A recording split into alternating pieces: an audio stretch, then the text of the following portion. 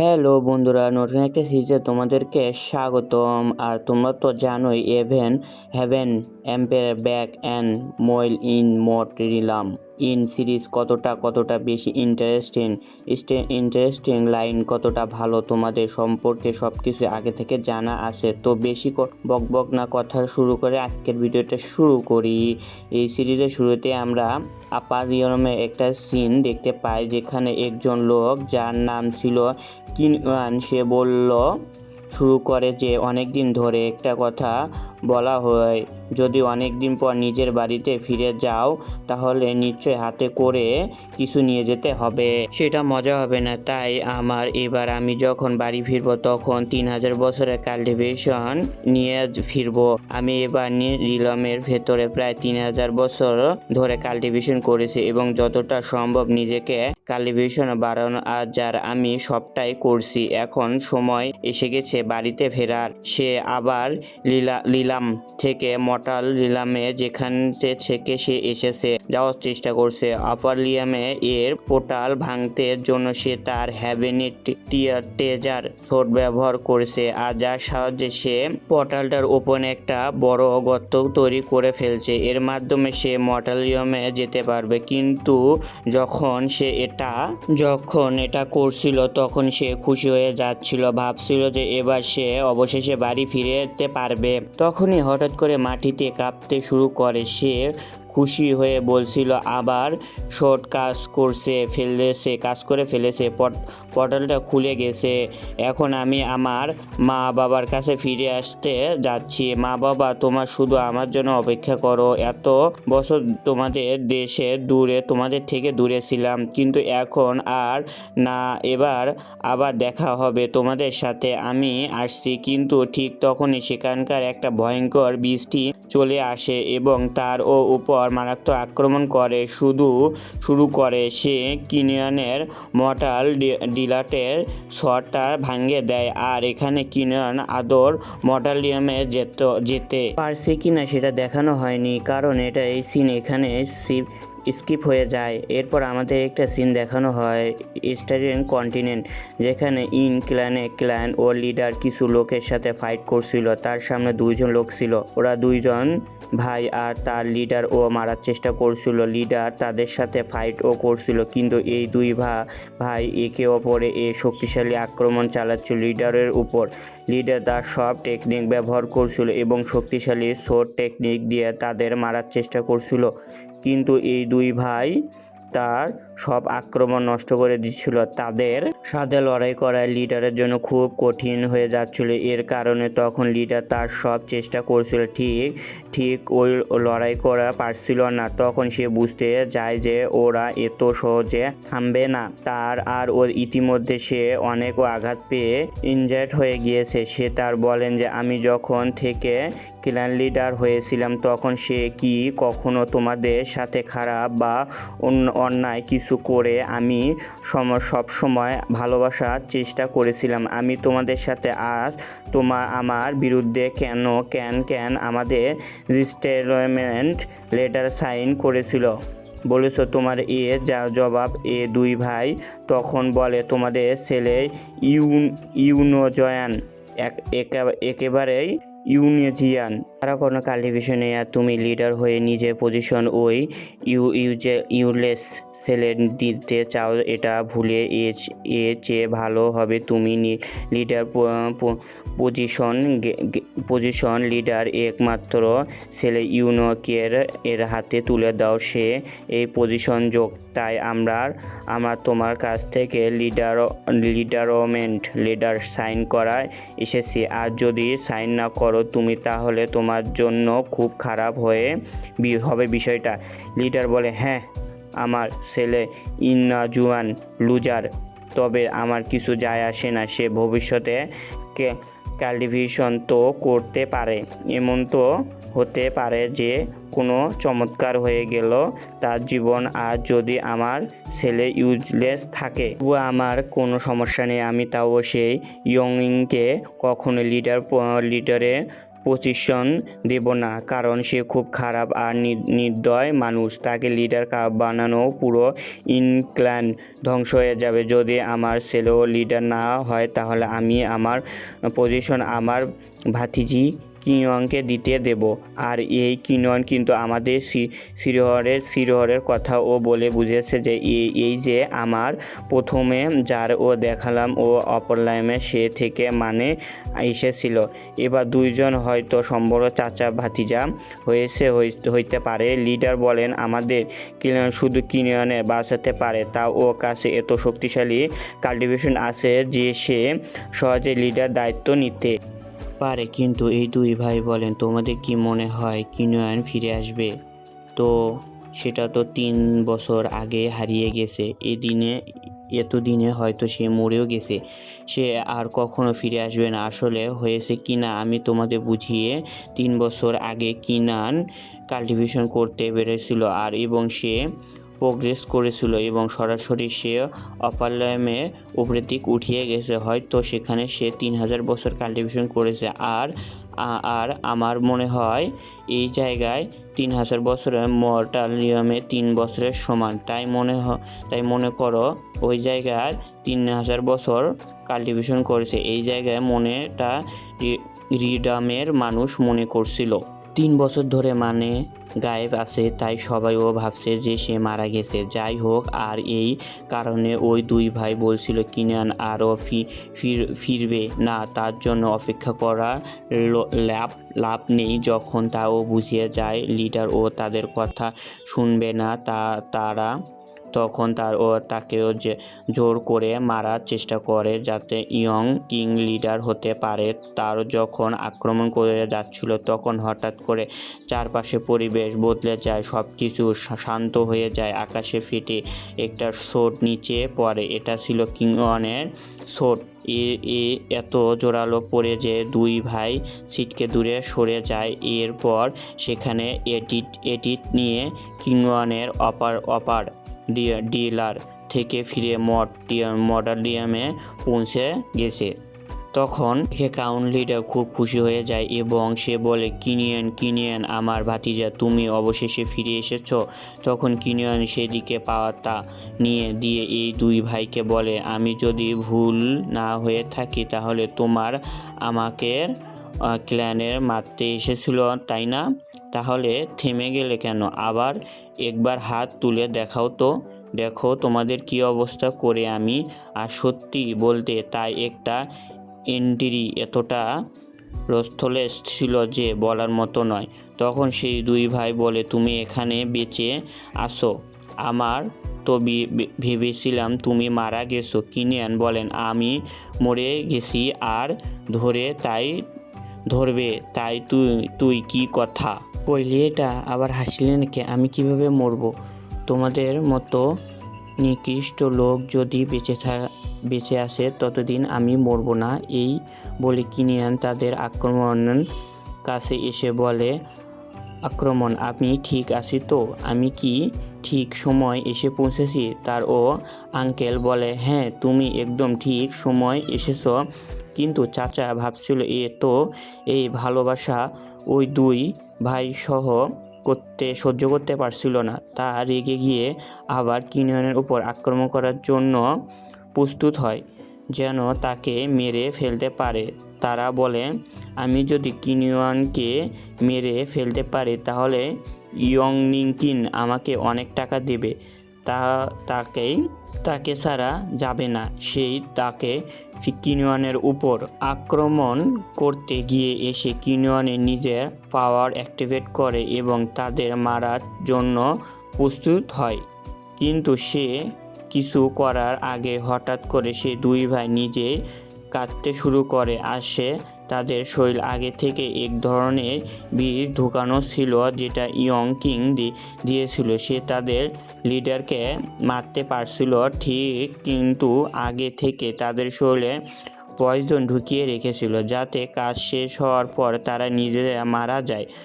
যখন সে পয়জনগুলো অ্যাক্টিভেট হয় তারা নিজে মারা যায়। এই বিষটা ছিল খুব ভয়ঙ্কর। কিনিয়ন বলে এটা তো হেল অফ ডেমনিক পাওয়ার।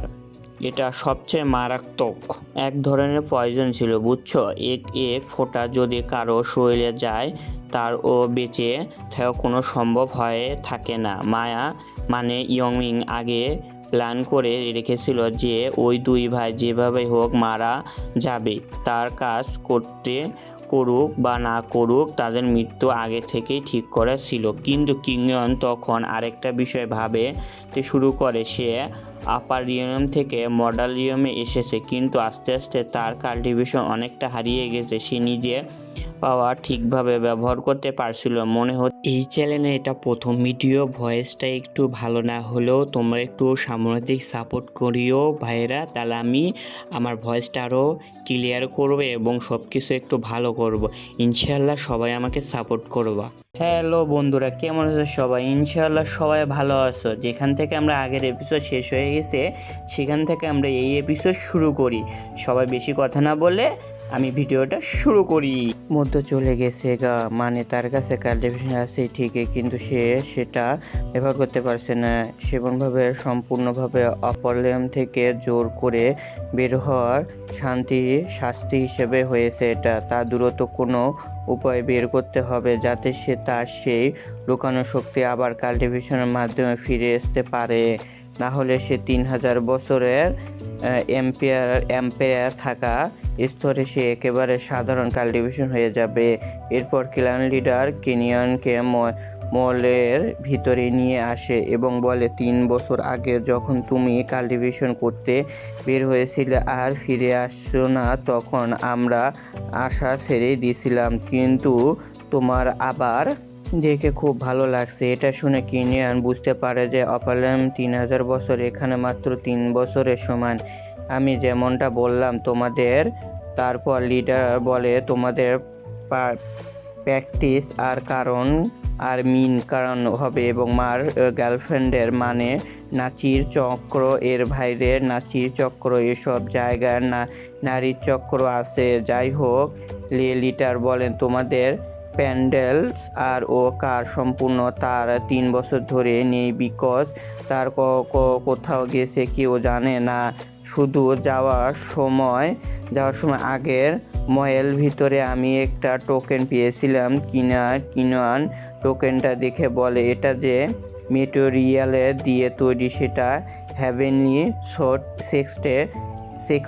সেক্টর লোকেরা ব্যবহার করে, কারণ হ্যাভেনলি সোডেরা স্বর্গের টোকেন। এর মানে তার পরিবার আর ক্লান এখন হ্যাভেনলি সোডার এস্কেপ আছে, তাকেও তার বাঁচাতে যেতে হবে। গ্র্যান্ড লিডার বলে, তুমি জানো হ্যাভেনলি সোয়াট কতটা বিপজ্জনক? পুরো স্টার কাল্টিভেশন অনেক স্ট্রং আছে, কিন্তু তাদের মধ্যে সবচেয়ে শক্তিশালী হচ্ছে হ্যাভেনলি সোয়াট স্ট্রং।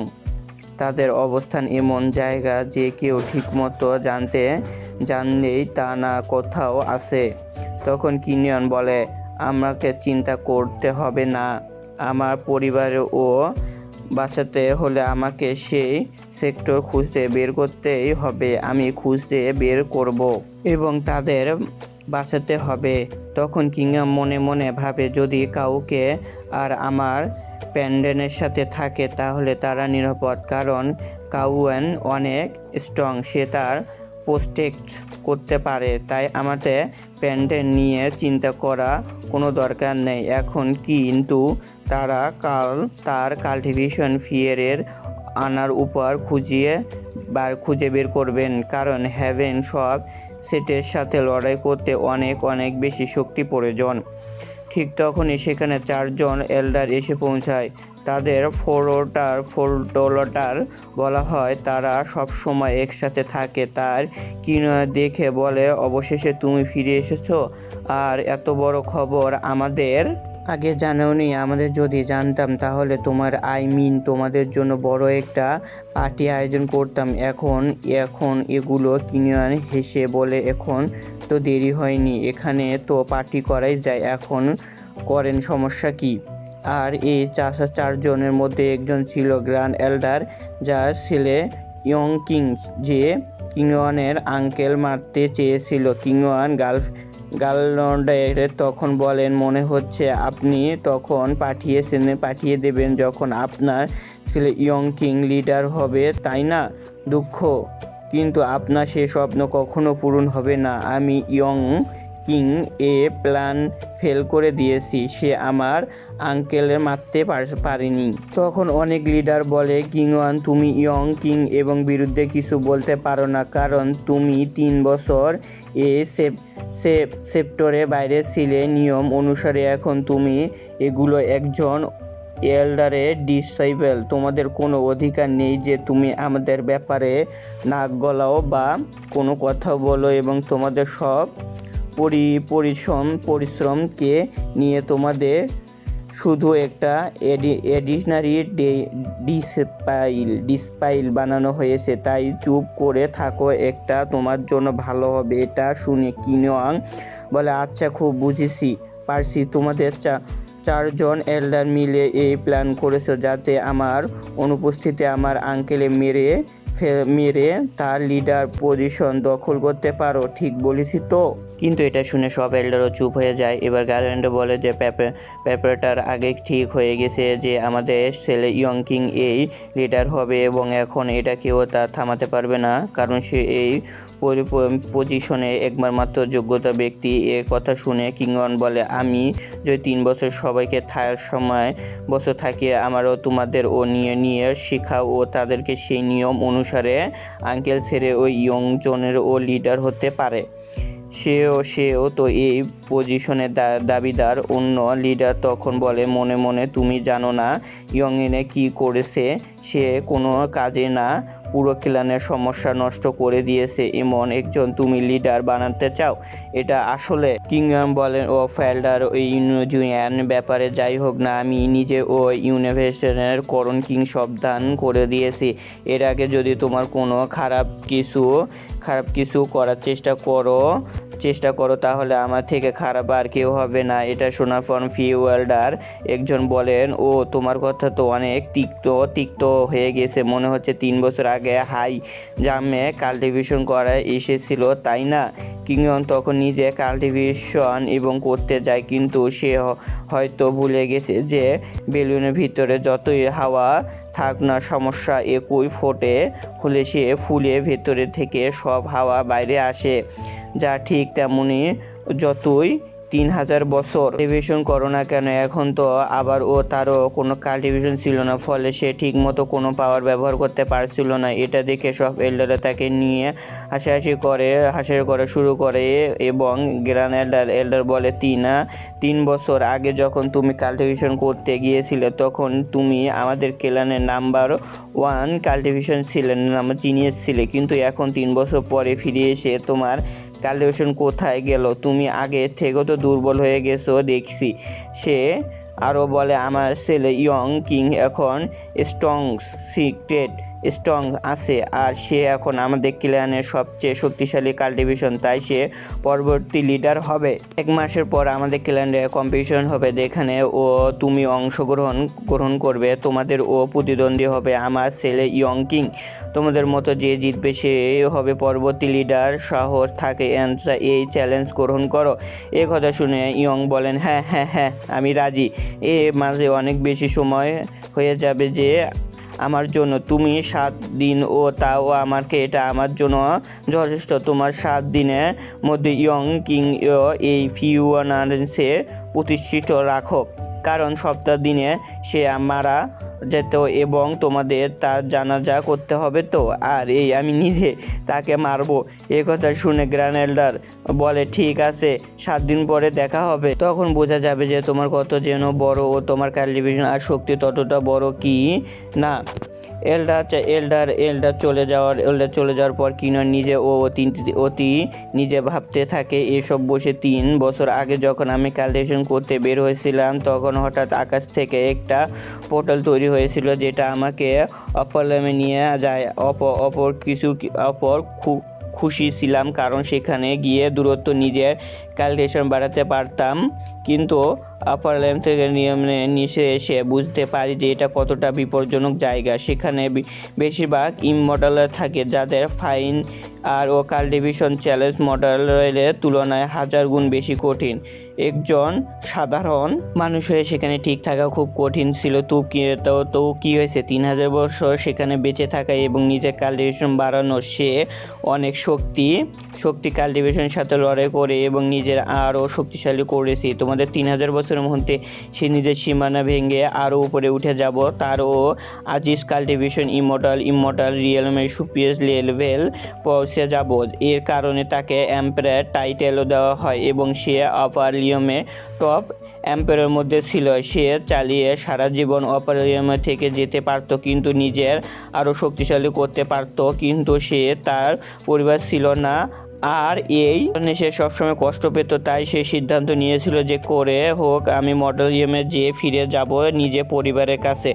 এর জন্য সে বড় ঝুঁকি নিয়ে পোর্টালও ভেঙে ফিরেও এসেছে। পোর্টাল বার হওয়ার শেষে ভয়ঙ্কর বিষ তার উপর আক্রমণ করেছিল, কারণ সাধারণ কেউ অপারলিয়াম থেকে বড় নিয়মে ফিরে আসতে পারে না। কিন্তু সে নিজের প্রাণ ঝুঁকি নিয়ে সে বিষের সাথে লড়াই করে এবং ফিরে এসেছে। তবে পরোরাল ঠিকভাবে তৈরি না হওয়ার কারণে কাল্টিভেশন হারিয়ে গেছে। যদি সব ঠিকঠাক থাকতো তাহলে সে পুরো শক্তি নিয়ে ফিরে আসতে পারতো।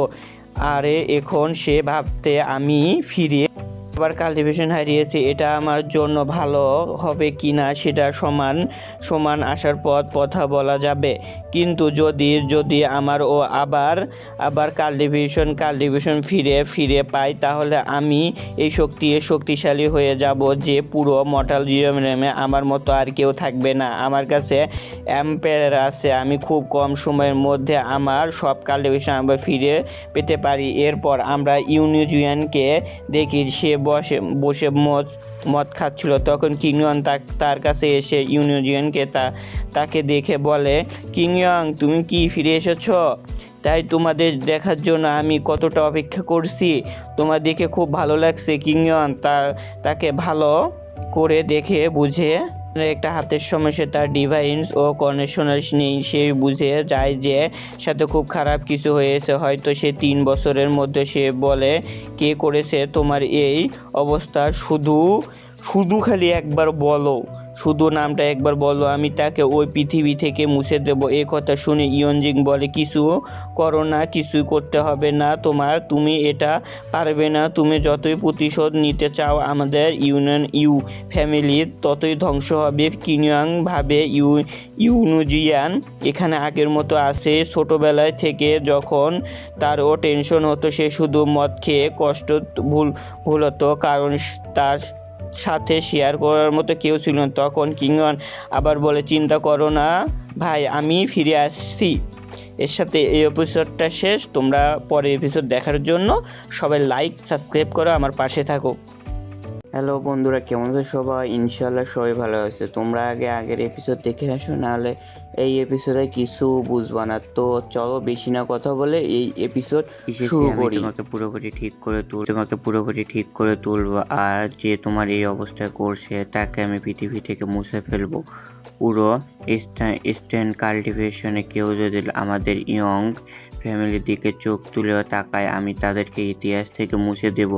এরপর কিংইয়ং নিজের রুমেও যায় এবং পিল রিফাইন করতে শুরু করে। সে একটি বিশেষ অ্যাম্পেয়ার পিল রিফাইন করছিল, কিন্তু সময় পর সে সফলভাবে পিলটি তৈরি করেনি। ফলে ভালো হয়নি। সে আমার কাল্টিভেশন এখন নেই, কিন্তু আমার ট্যালেন্ট তো আছে।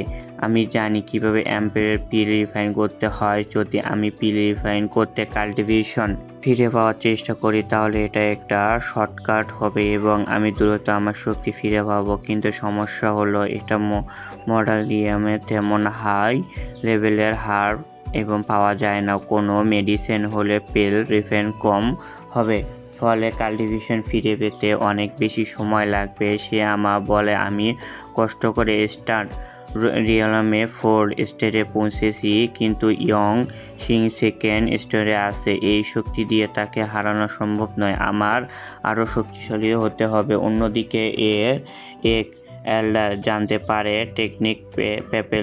টেকনিকিন প্যাভিলিয়নে একটু ঢুকছি সে রেগে যায় এবং বলে সে সাহস করে টেকনিক্যাল প্যাভিলিয়ন ঢোকার। যখন সে ভিতরে যায় তখন সে অবাক হয়ে যায়, কারণ সব টপ লেভেলের টেকনিক ও নিজেই কিনিয়ানের চারপাশে ঘুরছে। কিনিয়ান কিছু করতে চাইছে না, তাকে কিছু করতে হচ্ছিল না, সব টেকনিক নিজে তার ও কাছে চলে এসেছে। সে যেন এক অন্য জগৎ থেকে চলে এসে। কিনিয়ান বলে, এই টেকনিকগুলো তো বহু বছর ধরে এখানে পড়ে আছে, কিন্তু কেউ এগুলো ঠিকভাবে শিখতে পারেনি। আজ যখন তারা আমার দেখে যে নিজেরাই আমার কাছে এসে যেন আমি এগুলো শিখি, সে সব টেকনিক শিখতে শুরু করে। সব টেকনিক তার সাথে মিশে যেতে থাকে। সে বলে, এগুলো থাকলে আমি যে কোনো ফাইট জিততে পারবো, কিন্তু এই ছোট বানরের ও বানদের মতো ও সোল বানানোর চেষ্টা করছি কিনিয়ান তার পিছে এবং সেটাকে ও নিজের মতো মার্চ করে নেয়। এদিকে প্যাভিলিয়নের এল্ডার কিনিয়ানের জিজ্ঞাসা করে যায় যে তুমি কে, এত টেকনিক কেন নিচ্ছ? আসলে সে কিনিয়ানকে দেখতে পারতেছিল না, সেখানে এত বেশি ওয়ারা ছিল যে এরপর কিনিয়ান সব টেকনিক নেওয়ার পর তার শরীর থেকে একটি বিশাল ওয়ারা বের হয়ে শুরু করে, যার ফলে এল্ডার দূরে ছিটকে যায়। এল্ডার অবাক হয়ে বলে, তুমি কি সেই মানুষ যে একবার সব টেকনিক মাস্টার করে ফেলেছো? ইন্টারেস্টিং একটা মুহূর্ত। তার সামনে টেলিপোর্ট হয়ে আসে। সে বলে আফ করে, এল্ডার আমি সব টেকনিক নিয়ে নিছি, তবে ফ্রিতে না, এর বদলে কিছু দিতে চাই।